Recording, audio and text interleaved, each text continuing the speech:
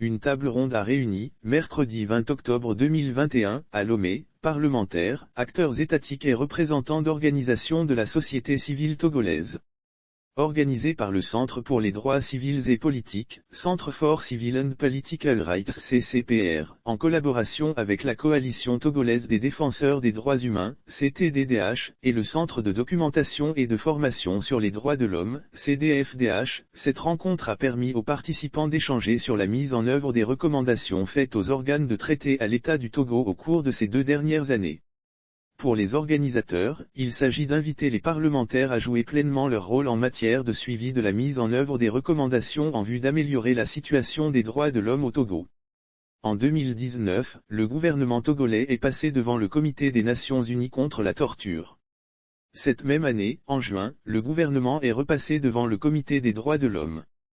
Il se fait que dans les mois qui viennent, notamment en janvier 2022, le Togo retourne à l'ONU, dans le cadre de l'examen périodique universel et le grand intérêt, c'est qu'à tous les niveaux, les Nations Unies interpellent et formulent des recommandations à l'endroit de l'État sur la situation des droits de l'homme dans le pays.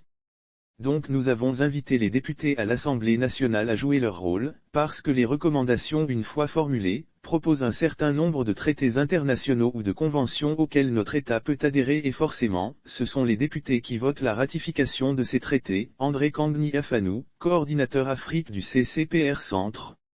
Les élus du peuple ont été édifiés sur les recommandations des Nations Unies sur les traités relatifs à la protection des défenseurs des droits de l'homme, la corruption et droits de l'homme, la lutte contre la torture, contre l'impunité, la liberté d'expression, etc. Pour les organisateurs, il s'agit de solliciter l'appui des parlementaires pour l'amélioration de manière générale, des droits de l'homme au Togo. Je tiens à saluer cette initiative.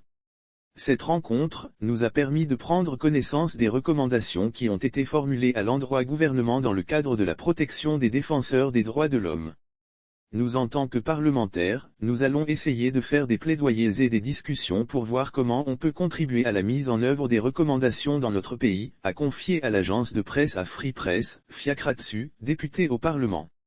Il faut noter que la rencontre a également enregistré la présence des représentants de la Commission nationale des droits de l'homme, CNDH,